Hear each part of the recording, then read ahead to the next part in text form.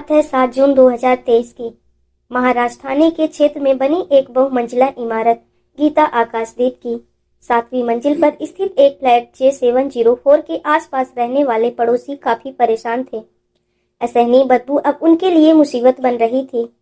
जब बदबू बर्दाश्त से बाहर हो गई तो उन्होंने इसकी सूचना पुलिस को देने में ही अपनी भलाई समझी। पुलिस किसी अनहोनी की आशंका में आनन फानन में फ्लैट के अंदर पहुंची तो सबके होश उड़ गए।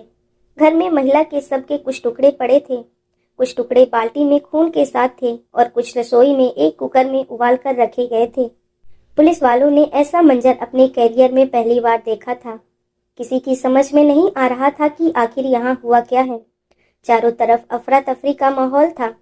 सभी अपना अपना दिमाग लगा रहे थे। आखिर ये हैवानियत की सीमाओं से परे का मामला था। आखिर दरिंदगी का ऐसा घिनौना खेल खेलने वाला कौन था? आखिर उसका मकसद क्या था? तो आइए हम बिना देर किए आपको ले चलते हैं इस घटना की ऐसी सच्चाई की तरफ जिसकी आप कल्पना भी नहीं कर सकते। वीडियो में आगे बढ़ने से पहले हमारे चैनल को सब्सक्राइब और वीडियो लाइक करना बिल्कुल ना भूलें और समाज में हो रही ऐसी दिल दहला देने वाली घटनाओं से रूबरू होते रहें ताकि आप भी सावधान रह सकें। इसलिए आपको बताते हैं आखिर क्या थी ये घटना और इसकी कहानी। लिव इन रिलेशनशिप की जो आजकल के दौर में काफी आम बात है। कहानी के मुख्य पात्र एक 36 वर्षीय महिला सरस्वती वैद्य और उसके लिव इन पार्टनर 56 वर्षीय मनोज साने हैं। सरस्वती वैद्य ने अपना बचपन अहमदनगर के एक अनाथालय में अपनी 3 बहनों के साथ गुजारा था और वो अपनी बहनों के साथ अनाथालय में ही पली बढ़ी थी। 18 वर्ष की हो जाने के बाद सरस्वती वैद्य अनाथालय छोड़कर अपने दूर के रिश्तेदार के साथ रहने आ गई थी। सरस्वती वैद्य ने एसएससी परीक्षा में असफल होने के बाद पढ़ाई छोड़ दी थी। मनोज साने एक पढ़ा लिखा आदमी था। अनाथ होते हुए भी उसने औद्योगिक प्रशिक्षण लिया हुआ था, लेकिन ट्रेन टेक्नीशियन होते हुए भी उसे कोई अच्छी नौकरी नहीं मिली। वे वावई में एक राशन की दुकान पर काम करता था। परिवार के नाम पर उसके पास कोई नहीं था। उसके चाचा मधुकर साने और उसके कुछ चचेरे भाई बहन थाने में रहते थे, पर उनका मनोज से कोई लेना देना नहीं था। घटना के 15 साल पहले बोरीवली के बावई नाका में राशन की दुकान पर मनोज साने और सरस्वती वैद्य की पहली मुलाकात हुई थी। मनोज साने यहाँ पर काम करता था। बातों ही बातों में जब सरस्वती को पता चला कि उसकी तरह ही मनोज भी अहमदनगर में ही है तो दोनों जल्द ही दोस्त बन गए। बाद में यह जानने के बाद कि वो दोनों अनाथ हैं तो दोनों के दिल में एक दूसरे के लिए जगह भी बन गई। इसी बीच मनोज ने आर्थिक तंगी से परेशान सरस्वती को एक दुकान में सेल्स गर्ल की जॉब दिलवा दी, क्योंकि मनोज हर मुश्किल में सरस्वती के साथ खड़ा रहता था। उसे मनोज का साथ अच्छा लगने लगा था। हर छोटी बड़ी समस्या के लिए उसे मनोज का सहारा लेना पड़ता था और मनोज भी बेझिझक उसका साथ देता था। आखिरकार सरस्वती वैद्य ने अपने और मनोज साने की उम्र में 20 साल का बड़ा अंतर होने के बावजूद मनोज के साथ जीवन बिताने का फैसला कर लिया और दोनों मीरा रोड गीतानगर में किराए के मकान में रहने लगे। ये दोनों अपने पड़ोसियों से ज्यादा वास्ता नहीं रखते थे, ना ही कहीं ज्यादा आते जाते थे, लेकिन जिस तरह वो एक दूसरे के साथ बातचीत करते थे उससे पड़ोसियों को यही लगता था कि ये दोनों पति पत्नी हैं। घटना के दिन यानी 7 जून को जब पुलिस फ्लैट में पहुंची और फ्लैट का दरवाजा खटखटाया तो मनोज ने ही दरवाजा खोला। उसने पुलिस को देखकर भागने की कोशिश की, लेकिन वहां मौजूद लोगों की मदद से पुलिस ने उसे हिरासत में ले लिया। सरस्वती की हत्या के बारे में जानने के बाद पुलिस ने मनोज साने को जब हिरासत में लिया तो उसके चेहरे पर किसी तरह का कोई डर या पछतावे का कोई संकेत दिखाई नहीं दे रहा था। 56 वर्षीय मनोज साने के खुद दिए गए बयान के अनुसार उसने पुलिस को बताया कि मैं मनोज साने इस फ्लैट में पिछले काफी सालों से रह रहा था। सब कुछ ठीक चल रहा था। सरस्वती अपनी 10वीं कक्षा की एसएससी परीक्षा में शामिल होने की योजना बना रही थी और वो उसे मैथ पढ़ाया करता था। पुलिस को फ्लैट से एक बोर्ड भी मिला था जिस पर कुछ मैथ्स के सवाल लिखे हुए थे। उसने बताया कि सरस्वती वैद्य उसके लिए बेटी की तरह थी और उसने सरस्वती को नहीं मारा है। सरस्वती वैद्य ने कीटनाशक खाकर अपनी जान दी है। उसने बताया कि 4 जून को जब मैं घर वापस आया तो सरस्वती जमीन पर पड़ी हुई थी। उसके मुंह से झाग निकल रहा था। मैंने देखा तो उसकी सांसें नहीं चल रही थी, वो मर चुकी थी। जिसके बाद पुलिस की गिरफ्त में आने की डर से मैंने सबको ठिकाने लगाने की सोची। इसीलिए मैंने सरस्वती वैद्य के शरीर के टुकड़े टुकड़े कर दिए सरस्वती की हत्या के बारे में जानने के बाद मुंबई में रहने वाली सरस्वती वैद्य की तीनों बहनों ने पुलिस से संपर्क किया और अपना बयान देते हुए पुलिस को बताया कि मनोज और सरस्वती पति पत्नी थे। करीब 8 साल पहले उनकी बहन सरस्वती ने मनोज से एक मंदिर में शादी की थी और वो दोनों बहुत शांति के साथ हंसी खुशी जीवन गुजार रहे थे। लेकिन उम्र में काफी अंतर होने के कारण उन्होंने शादी के बारे में किसी से खुलासा नहीं किया था। इन दोनों की उम्र में लगभग 20 साल से भी ज्यादा का अंतर था और इतना अंतर होने के कारण सरस्वती अक्सर मनोज का परिचय अपने मामा के रूप में करवाती थी। बहनों के इस बयान के बाद पुलिस ने मनोज से फिर कड़ाई से पूछताछ की। उसने शादी की बात मानते हुए कहा कि सरस्वती स्वभाव से बहुत शक्की थी और उसे लगता था कि मनोज उसके साथ बेवफाई कर रहा है। सरस्वती के इसी शक के चलते दोनों के बीच अक्सर लड़ाई झगड़ा होता रहता था। घटना के दिन भी ऐसा ही झगड़ा हुआ था, लेकिन उस दिन मनोज काबू से बाहर हो गया और घर से बाहर चला गया, जिसके चलते सरस्वती ने गुस्से में आकर कीटनाशक दवाई पीकर आत्महत्या कर ली। क्योंकि जिस समय ये घटना घटी तो वे घर में नहीं था।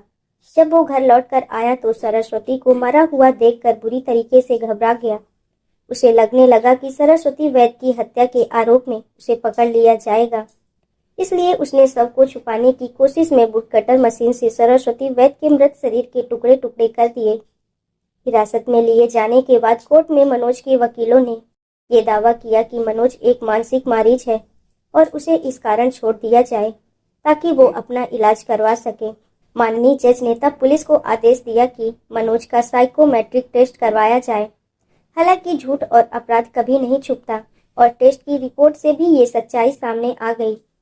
जेजे हॉस्पिटल ने इस बात की पुष्टि की कि मनोज मानसिक रूप से पूरी तरह स्वस्थ है, उसे कोई मानसिक बीमारी नहीं है। और इसी बीच पुलिस को मनोज के फ्लैट से काफी अजीब सी चीज भी मिली थी, जैसे एक हथौड़ा, एक टाई कटर, एक चैन सॉ, मांस के साथ एक प्रेशर कुकर, मांस के पके हुए टुकड़ों के साथ 2 प्लास्टिक की बाल्टी, मांस के टुकड़ों के साथ एक प्लास्टिक टब और भुने हुए मांस के टुकड़ों के साथ एक पीतल का भगोना, मांस के टुकड़ों के साथ 2 स्टील के चम्मच, किचन स्लैब पर रखे सरस्वती के बाल और बदबू से बचाव के लिए इस्तेमाल की गई खुशबूदार तेल की शीशियां। इनमें से चैन सॉ आगे चलकर एक बहुत बड़ा सबूत बन गई। दरअसल आसपास पूछताछ करने के बाद जब पुलिस एक दुकान कार्तिक इंटरप्राइजेज तक पहुंची तो दुकान के मालिक ने बताया कि कुछ दिन पहले मनोज चैन सॉ की मरम्मत करवाने यहाँ आया था और मनोज से ये पूछने पर कि वो उससे क्या काम लेता है, उसने पुलिस को कोई भी जवाब ठीक से नहीं दिया।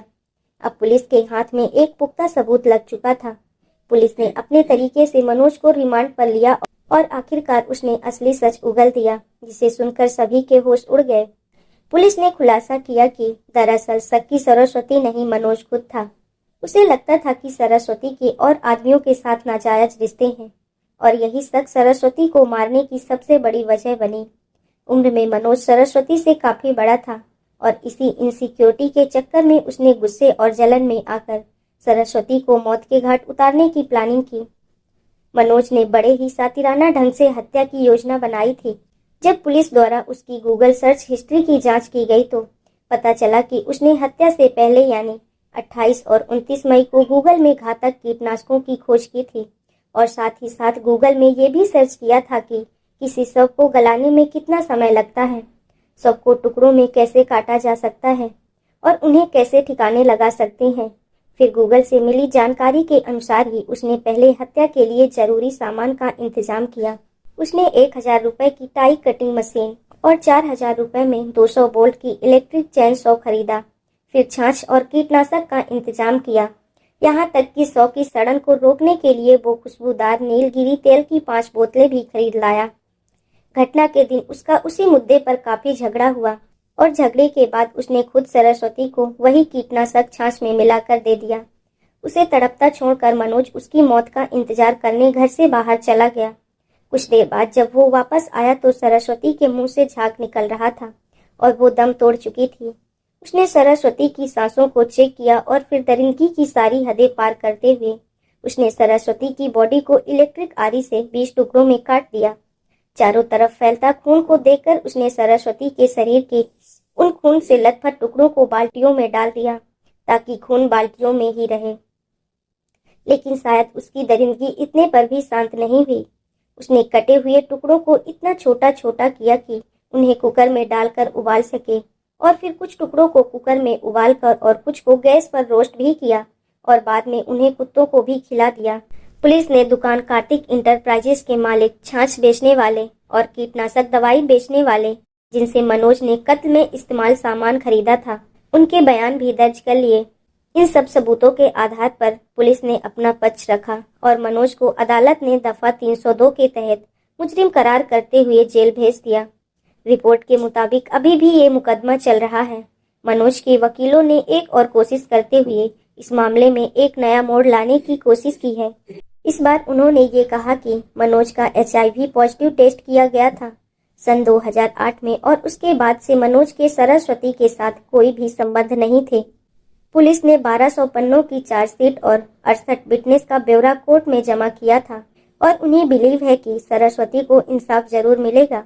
दोस्तों, ये घटना हमें सोचने पर मजबूर कर देती है कि जिस इंसान के साथ हम प्यार के लम्हे गुजारते हैं, एक दूसरे के साथ जीने मरने की कस्में खाते हैं, क्या वो ऐसा हैवान भी बन सकता है? हम ऊपर वाले से प्रार्थना करते हैं कि सरस्वती की आत्मा को शांति दे और ऐसी मौत किसी को ना मिले। दोस्तों, इस घटना को सुनाने का उद्देश्य किसी का दिल दुखाना नहीं है, किसी को परेशान करना नहीं, बल्कि आपको जागरूक करना है, आपको सचेत करना है। दोस्तों, इस पूरी घटना के बारे में आपकी क्या राय है, कमेंट बॉक्स में जरूर बताएं। और अगर हमारी मेहनत पसंद आई हो तो इस वीडियो को लाइक करते हुए शेयर भी करें। अगर आपने अब तक चैनल को सब्सक्राइब नहीं किया है तो हमारे चैनल को सब्सक्राइब कर लीजिए। राधे राधे।